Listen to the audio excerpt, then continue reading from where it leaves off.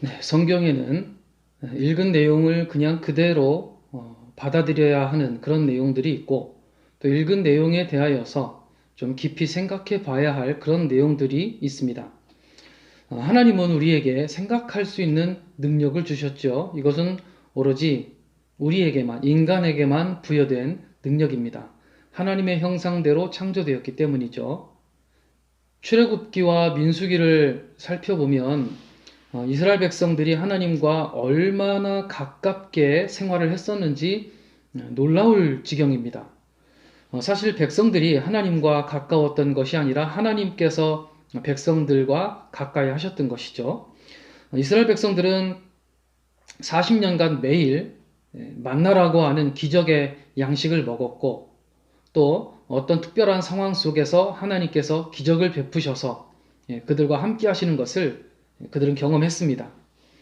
모세를 만나시는 하나님의 임재를 보면서 그들은 두려움과 또 경외심을 느끼기도 했었죠.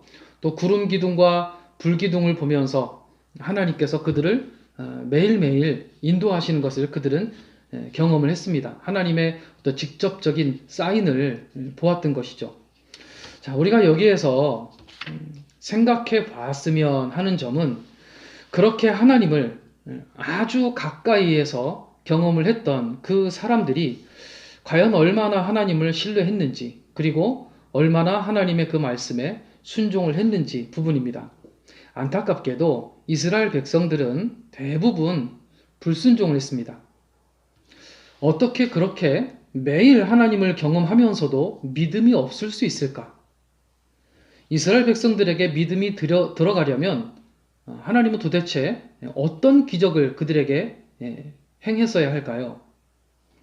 하나님께서 뭘 보여주시면 그들이 하나님을 온전히 믿고 순종하고 그렇게 믿음의 삶을 살 수 있었을까요? 없습니다. 네, 없습니다. 늘 제가 강조했던 것처럼 믿음이라고 하는 것은 기적을 봤다고 해서 생겨나는 것이 결코 아닙니다. 오히려 믿음은 보지 못했을 때 생겨나는 겁니다. 여러분이 진실한 마음으로 예수님을 그리스도로 영접하셨을 때 혹시 어떤 특수한, 특별한 기적을 경험하면서 믿게 되셨나요? 아마 절대 다수가 그렇지 않을 것입니다. 그런데 왜 신앙생활을 하면서 우리는 하나님께 기적을 보여달라고, 하나님의 능력을 보여달라고 이렇게 요구하는 것일까요? 힘들고 어려운 상황이라고 하는 것은 40년 광야 생활을 하던 이스라엘 백성들도 겪었고, 지금을 살고 있는 우리도 겪는 일입니다. 우리도 그들과, 이스라엘 백성들과 똑같은 모습으로 반응을 해야 할까요? 어려운 상황이 발생하면 그 상황 속에 있는 하나님의 섭리, 하나님의 계획, 하나님의 뜻이 무엇인지 주목하면서 기도하시기 바랍니다.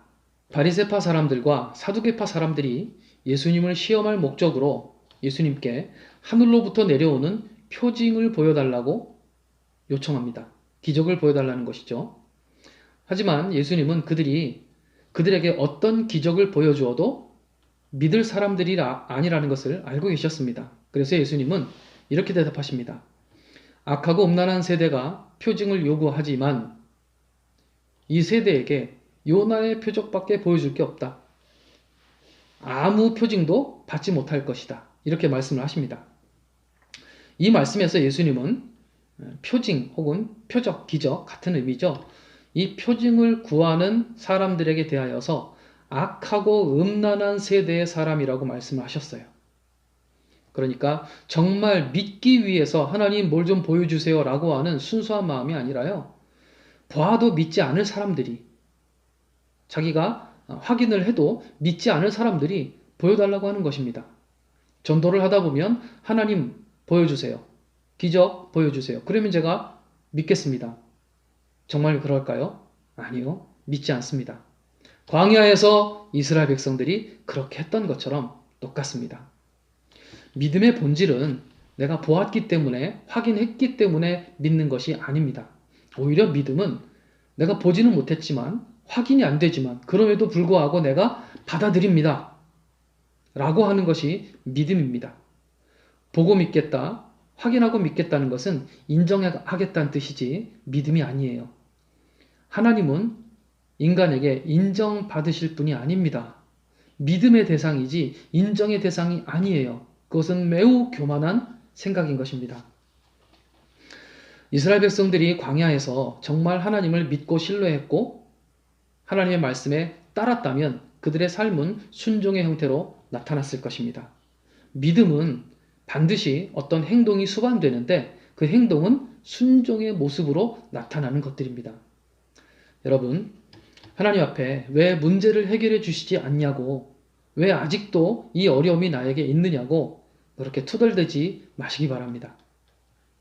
오히려 내가 순종해야 될 하나님의 뜻이 무엇인지 알고자 그것에 집중하시기 바랍니다. 그것이 곧 믿음인 것입니다.